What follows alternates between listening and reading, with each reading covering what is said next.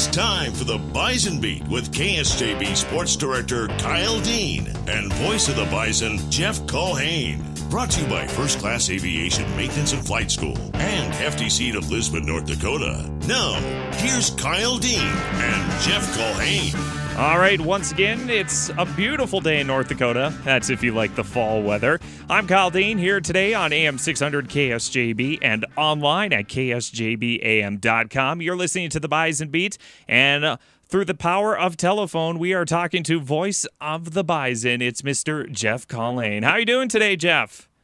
Kyle, how are you? Great to be back on with you. A little windy here in Fargo today, but it's that fall weather like you talked about. Yeah, and you know, this fall weather's probably going to stick around now because I just saw it was snowing in Dickinson right now, if you can believe it. I know. Boy. Yeah, so winter is coming. Yes, it is coming. That is for sure.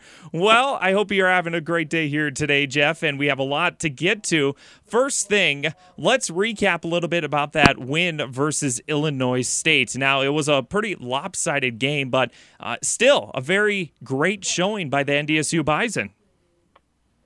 Yeah, I thought the play of the game was Aaron Steidel's forced fumble of Jake Colby as Illinois State is going in the score in the second quarter inside the 10-yard line. Would have given them the lead at that point. I believe it would have been 17-14 at that point in time. So, big play. The first quarter and a half were very competitive. I mean, Illinois State ran the football decently. The Bison did not tackle well in the first quarter of play.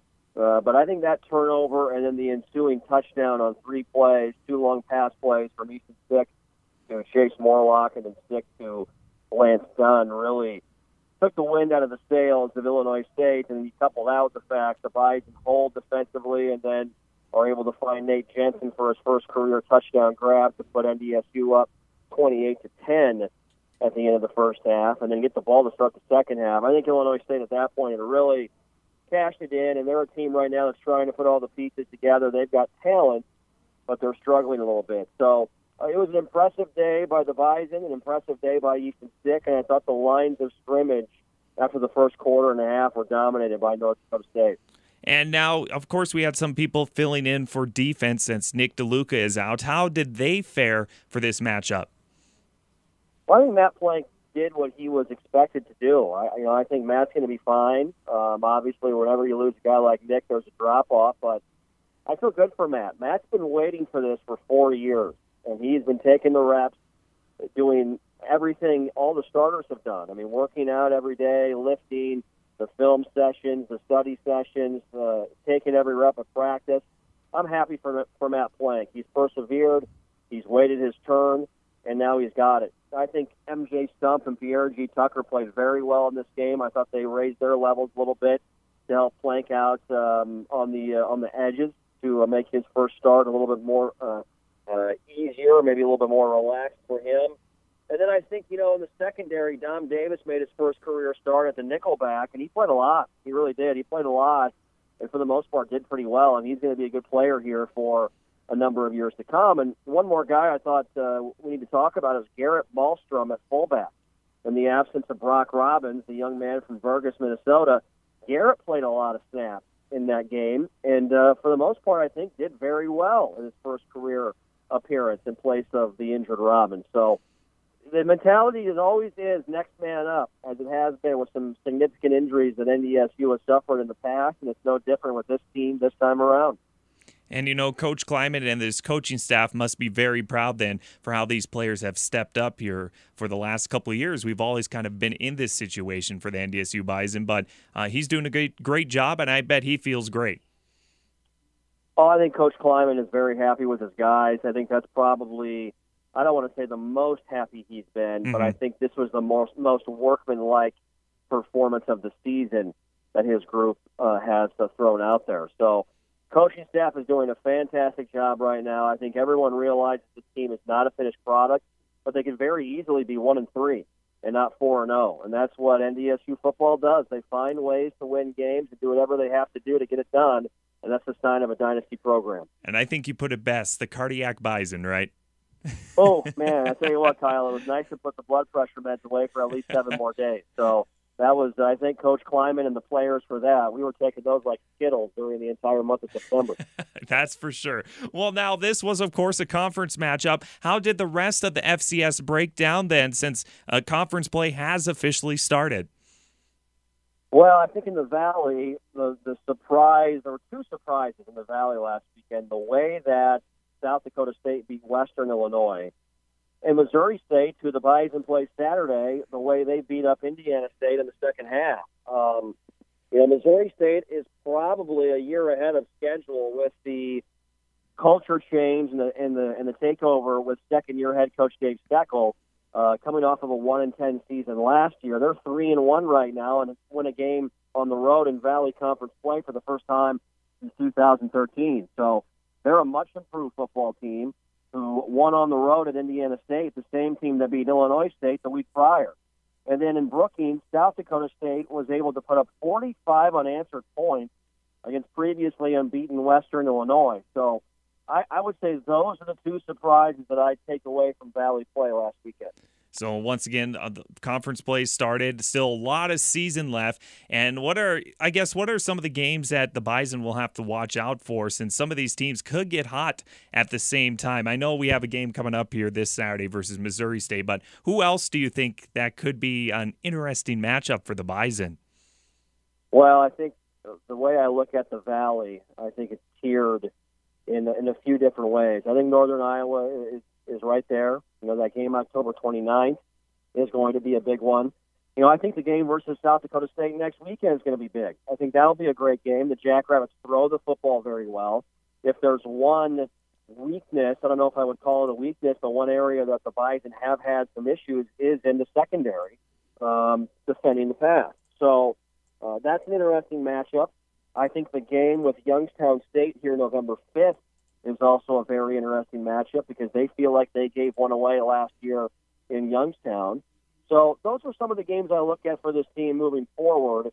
But as you know, Kyle, it's a gauntlet in the Valley, and no game should be overlooked, especially on the road. Yes, that's for sure. And, of course, we're going to take a break here, and when we come back, Jeff, we'll talk about that road game coming up versus Missouri State here on the Bison Beat, here on KSJB and KSJBAM.com. Did you ever look to the skies and dream of flying an airplane? Quit dreaming and contact First Class Aviation to schedule your discovery flight, where a first-class instructor will take you up in one of their airplanes. Call 952-1515, 952-1515. Aircraft maintenance is also available. Just call to schedule your aircraft. And they offer aircraft rental, too. Owners are NDSU Bison team makers at First Class Aviation, Flight School, and Aircraft Maintenance at Jamestown Airport. Go Bison! Don't give up on your soybeans too early. Hi, I'm Darren Hefty with Hefty Seed Company. Far too often we see yield left on the table because either the growing season just wore people down or they simply were tired of spending more money. If a $5 investment turned into $10 to $40 in a month, would you do it? To find these opportunities, keep scouting your fields all the way until the soybeans start to turn yellow. There's a potential for a very nice crop. Don't leave yield on the table by giving up on your soybeans too early. Call 1-800-27-HEFTY for the answers to your agronomic questions. Stick takes the snap. Here comes pressure. The offensive line picks it up well. Stick going to take a shot down the field. Has a man wide open. It's caught. Touchdown.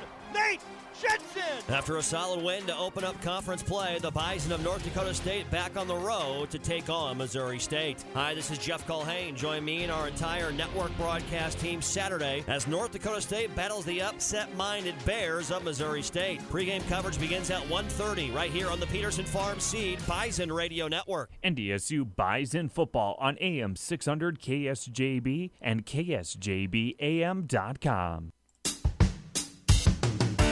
Five-step drop. Easton Stick looking left, taking a shot down the field. Urzendowski makes the catch. 20, 10, 5, dives, end zone, touchdown. And, of course, that's our voice of the Bison, Jeff Culhane. With that call, you can listen to him for all the Bison games here this season on KSJB Radio. And he's talking to us right now on the phone. Jeff, you got to love how exciting the Bison have been playing this year. And thank goodness we had a little break, like you said, after the exciting September, right? Well, the great thing, Kyle, is this team has found a way to win. And that's what championship cultures do.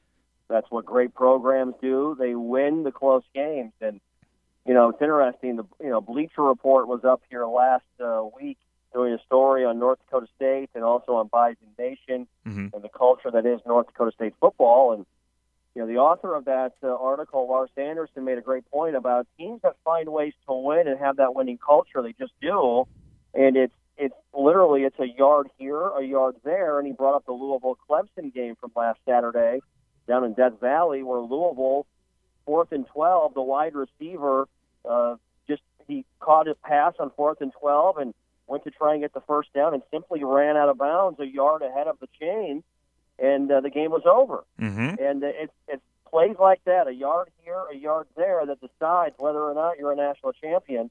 And those are the plays that North Dakota State has made and knows how to make, and they've done it again this season. And, Jeff, like you said in your promo here for this week's game, the upset-minded Missouri State is – you guys are going down to Missouri, and they can't, take anybody for granted, any matchup, because you never know what may happen. That's why you play the game, right? Well, you're right, and it should be a great atmosphere down there. They are selling football tickets in Missouri, in Springfield, at Placer Stadium this weekend. Buy one, get one free for this game. Wow. They want to make it a full house. It's been a while since Missouri State has had something to get excited about with their football team, and this year they have a little bit of excitement. They're 3-1. Their head coach Dave Steckel was the defensive coordinator at Missouri for 12 years in the Big 12 and the SEC. He's a very good coach, and they've got a little bit of momentum right now, a team that is going to give the Bison their best shot. So good weather, expecting a very good crowd. The stadium holds a little over 16,000 fans. I'm not sure if we'll have a sellout, but I wouldn't be shocked if we had 13,000 fans at the ball game this weekend, which is probably one of the larger crowds Missouri State has had in some time. And now, what does Coach Kleinman think about this matchup? Exactly what play style is he expect to see, and what matchups is he going to use? Well, Missouri State will go more up-tempo from time to time. They'll do 3 wide receiver sets, 4 wide receiver sets, throw the ball around the yard a little bit. They've got a very good wide receiver in Malik Earl, who had a career day versus Indiana State with 11 receptions and a couple of touchdown catches as well. He is their top receiver. They also have another individual named Dion Holloman in the slot who's very dangerous and is also one of the top return men in the FCS. And then defensively, Dylan Cole is similar to Nick DeLuca. He's a great middle linebacker. He was the Valley Defensive Player of the Week, a National Defensive Player of the Week in the FCS for his game at Indiana State last weekend. And he is a guy that's garnering attention from NFL scouts to play on Sunday. So they've got some pieces in place. They're by no means a great football team, but they're one of those teams you worry about. If they catch lightning in a bottle, it's one of those games that it makes you nervous in some ways because it's on the road, and a team that really has nothing to lose that's looking to put leave their mark and put their stamp on the conference right now. So what's the biggest challenge that they're going to face here coming up on Saturday afternoon, do you think? Well, I think anytime you play a team that can throw the football and has athletes that can make plays, you're always a little concerned. So I think being able to get to the quarterback and put hits on him will be very important, will be a big part of this football game. I think defensively for Missouri State, everybody's going to try and stop the run. That's what everybody starts with. But the thing I like about the Bison right now, Easton Stick is really locked in. I mean, 13 of 18 last weekend for 256 and 3 touchdowns and 13 pass completions to 9 different receivers. I mean, that would be impressive if a guy went 30 for 40, during the game. But Easton completed 13 passes to 9 different guys. I mean, that's so much more impressive, in my opinion. So this offense is very confident right now. The offensive line is playing well. I think this offense just needs to continue to do what they're doing, dictate tempo and spread the ball around and continue to cause problems for opposing defense. All right. Well, once again, Jeff, it should be a fun game on Saturday, of course. What time is the pregame show and what time is kickoff? Yep, pregame 1:30 right here on KSJB, and kickoff set for 2 p.m. Just after 2 p.m. as North Dakota State heads down to Springfield, Missouri to take on the Missouri State Bears. 2 p.m. kickoff on Saturday. All right. Well, have a safe travel there to Missouri. And, Jeff, I'm expecting a great, exciting game, and you do a great job. I'm glad that you love doing the play-by-play for the Bison this season. Thank you, Kyle. Appreciate that, and we'll talk next week. Thanks for having me on. No problem. Thank you once again, and have a great weekend, Jeff. You too. Bye. That was once again voice of the Bison, Jeff Culhane, today for today's Bison Beats. We're online at KSJBAM.com. Bison football right here on KSJB. 2 p.m. kickoff Saturday afternoon.